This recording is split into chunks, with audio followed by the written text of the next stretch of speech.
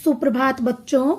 कक्षा चौथी, विषय हिंदी, उप विषय पाठ 5 पागल हाथी। पुस्तक का नाम नई गुलमोहर हिंदी पाठ्य पुस्तक, व्याख्यान 1। बच्चों, आज इस व्याख्यान में हम पाठ को पढ़ेंगे। मोती हाथी राजा साहब की खास सवारी था। खास का अर्थ है विशेष, सवारी का अर्थ है वह चीज जिस पर सवार हुआ जा सके। वैसे तो वह बहुत सीधा और समझदार था, पर कभी कभी उसका मिजाज गरम हो जाता था, तो वह अपने आपे में नहीं रहता था। यहाँ पर 2 मुहावरों का प्रयोग हुआ है। मिजाज गरम होना, क्रोधित होना। अपने आपे में न रहना, होश हवास खोना। उस हालत में उसे किसी बात की सुध नहीं रहती थी।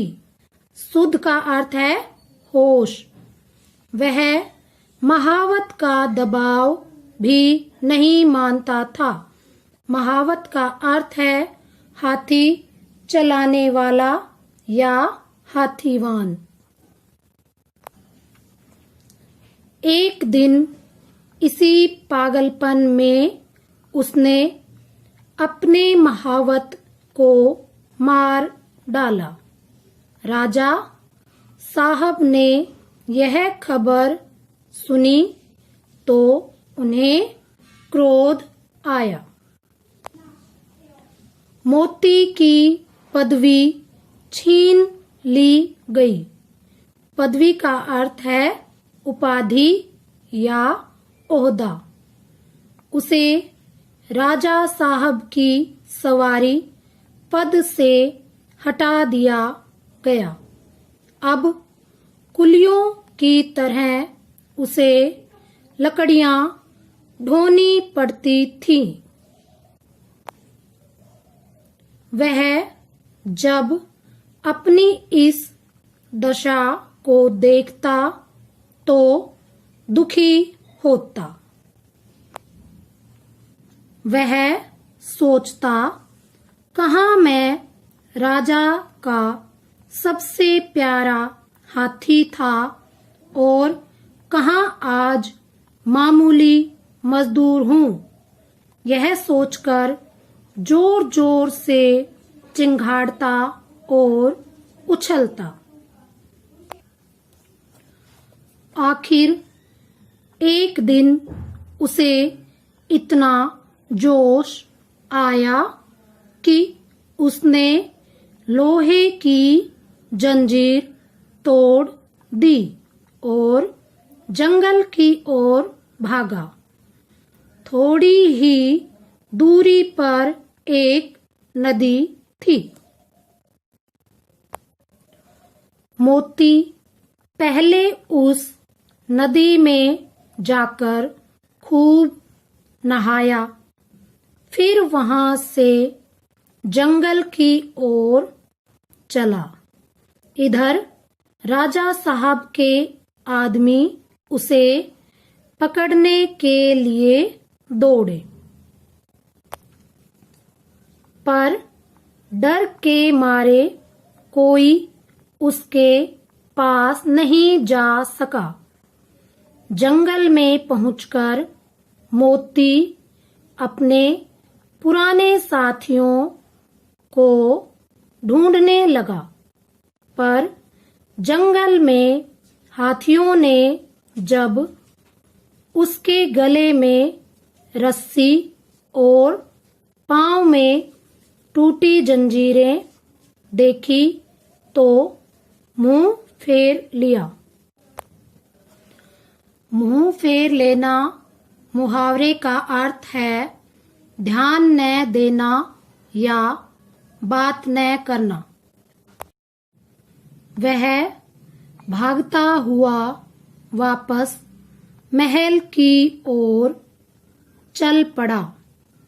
वह रास्ते में ही था कि उसने देखा राजा साहब शिकारियों के साथ घोड़े पर चले आ रहे हैं।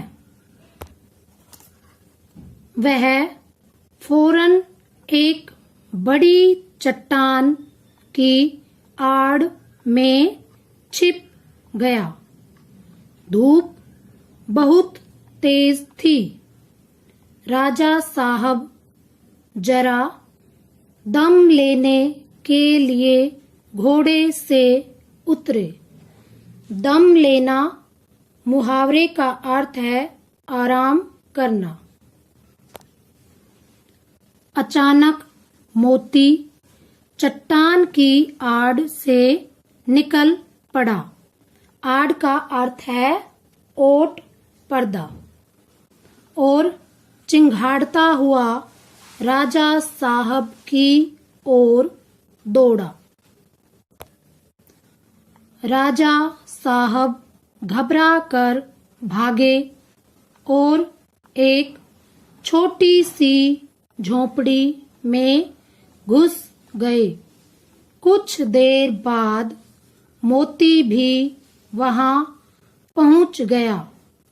उसने राजा साहब को झोंपड़ी में घुसते हुए देख लिया था।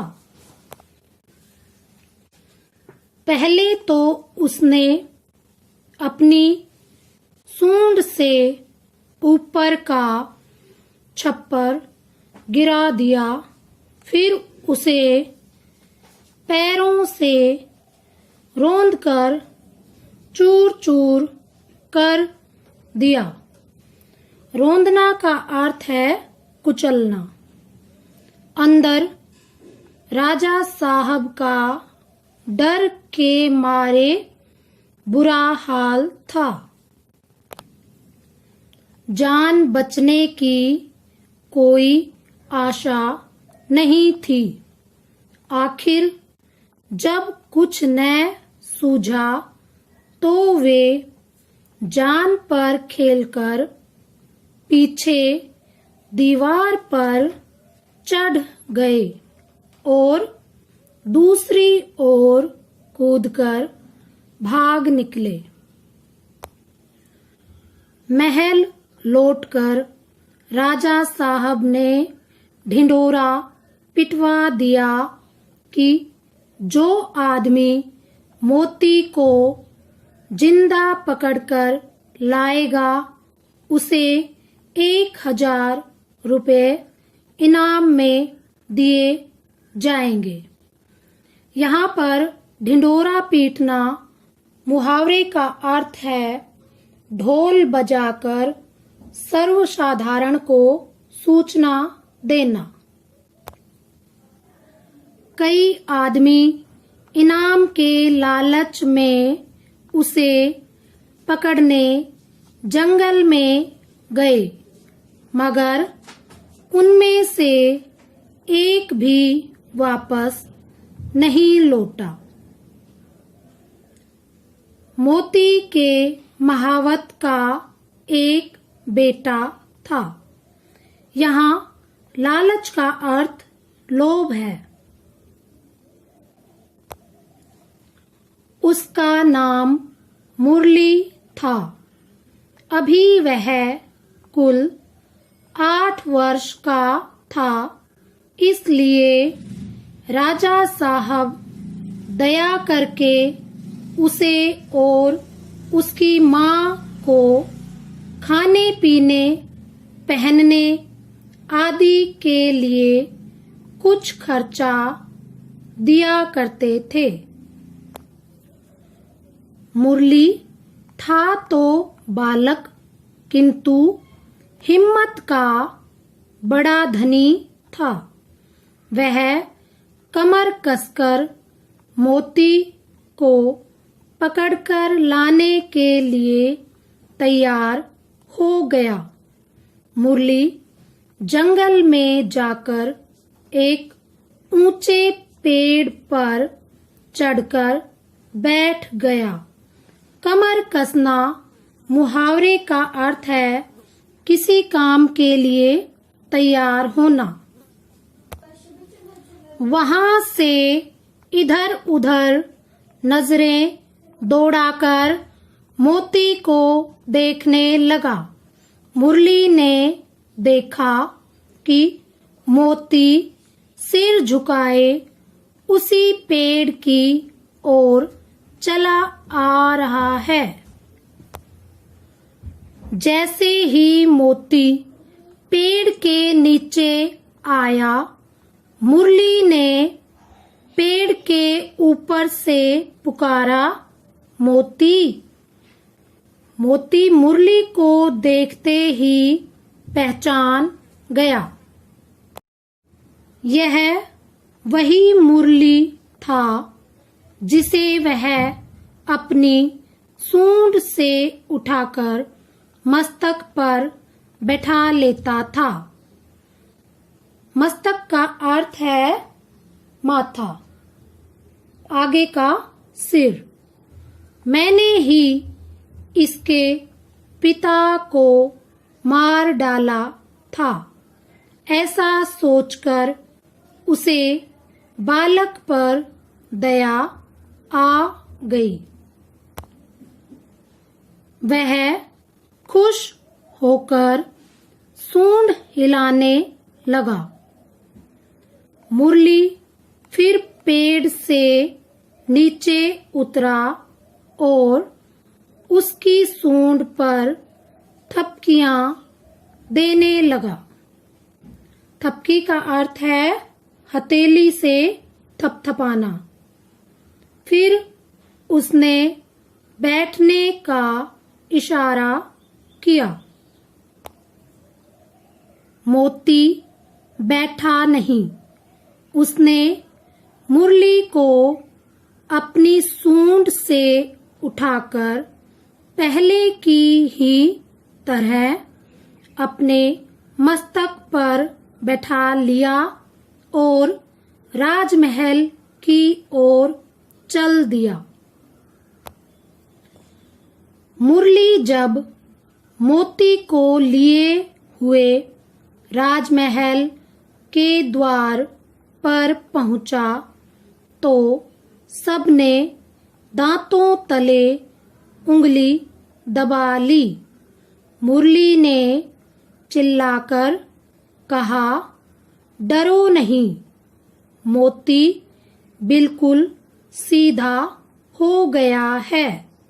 अब यह किसी को नहीं मारेगा। दांतों तले उंगली दबाना मुहावरे का अर्थ है आश्चर्यचकित होना। राजा साहब ने मुरली को 1000 रुपए का इनाम दिया। राजा साहब ने उसे अपना खास महावत भी बना लिया। मोती फिर से राजा साहब का सबसे प्यारा हाथी बन गया। अब हम व्याख्यान में आए कठिन शब्दों को जानते हैं। नंबर 1 क्रोध, नंबर 2 मामूली, नंबर 3 चिंगाड़ता, नंबर 4 ढूंढना, नंबर 5 पांव, नंबर 6 चट्टान, नंबर 7 सूंड, नंबर 8 रोंदना, नंबर 9 उंगली, नंबर 10 रुपये। पाठ में आए कठिन शब्दों को एक बार पुनः दोहराते हैं। नंबर 1 क्रोध, नंबर 2 मामूली, नंबर 3 चिंगाड़ता। नंबर 4 ढूंढना। नंबर 5 पाँव। नंबर 6 चट्टान। नंबर 7 सूंड। नंबर 8 रोंदना। नंबर 9 उंगली। नंबर 10 रुपये। अब हम पाठ में आए शब्दों के अर्थ जानते हैं। नंबर 1 खास, इसका अर्थ है विशेष। नंबर 2 सवारी, इसका अर्थ है वह चीज जिस पर सवार हुआ जा सके। नंबर 3 सुध, इसका अर्थ है होश। नंबर 4 महावत, इसका अर्थ है हाथी चलाने वाला या हाथीवान। नंबर 5 पदवी, इसका अर्थ है उपाधि या ओहदा। नंबर 6 आड़, इसका अर्थ है ओट पर्दा। नंबर 7 रोंदना, इसका अर्थ है कुचलना। नंबर 8 लालच, इसका अर्थ है लोभ। नंबर 9 मस्तक, इसका अर्थ है माथा, आगे का सिर। नंबर 10 थपकी, इसका अर्थ है हथेली से थपथपाना। एक बार पुनः शब्दों के अर्थ को जानते हैं। नंबर 1 खास, इसका अर्थ है विशेष। नंबर 2 सवारी, इसका अर्थ है वह चीज जिस पर सवार हुआ जा सके। नंबर 3 सुध, इसका अर्थ है होश। नंबर 4 महावत, इसका अर्थ है हाथी चलाने वाला या हाथीवान। नंबर 5 पदवी, इसका अर्थ है उपाधि या ओहदा। नंबर 6 आड़, इसका अर्थ है ओट या पर्दा। नंबर 7 रोंदना, इसका अर्थ है कुचलना। नंबर 8 लालच, इसका अर्थ है लोभ। नंबर 9 मस्तक, इसका अर्थ है माथा या आगे का सिर। नंबर 10 थपकी, इसका अर्थ है हथेली से थपथपाना। अब हम पाठ में आए कुछ मुहावरों के अर्थ जानते हैं। नंबर 1 अपने आपे में नहीं रहना, इसका अर्थ है होश हवास खोना। नंबर 2 मुंह फेर लेना, इसका अर्थ है ध्यान न देना, बात न करना। नंबर 3 ढिंढोरा पीटना, इसका अर्थ है ढोल बजाकर सर्वसाधारण को सूचना देना। नंबर 4 दांतों तले उंगली दबाना, इसका अर्थ है आश्चर्यचकित होना। नंबर 5 मिजाज गर्म होना, इसका अर्थ है क्रोधित होना। नंबर 6 दम लेना, इसका अर्थ है आराम करना। नंबर 7 कमर कसना, इसका अर्थ है किसी काम के लिए तैयार होना। बच्चों, आज आपका व्याख्यान 1 का गृह कार्य है निम्नलिखित प्रश्नों के उत्तर दीजिए। प्रश्न 1 राजा मोती पर क्यों क्रोधित हुए?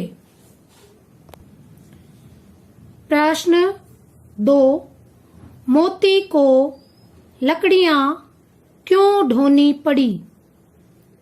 प्रश्न 3 मोती ने किसे मार डालने की कोशिश की। एक बार पुनः गृह कार्य को दोहराते हैं। प्रश्न 1, राजा मोती पर क्यों क्रोधित हुए? प्रश्न 2, मोती को लकड़ियां क्यों ढोनी पड़ी?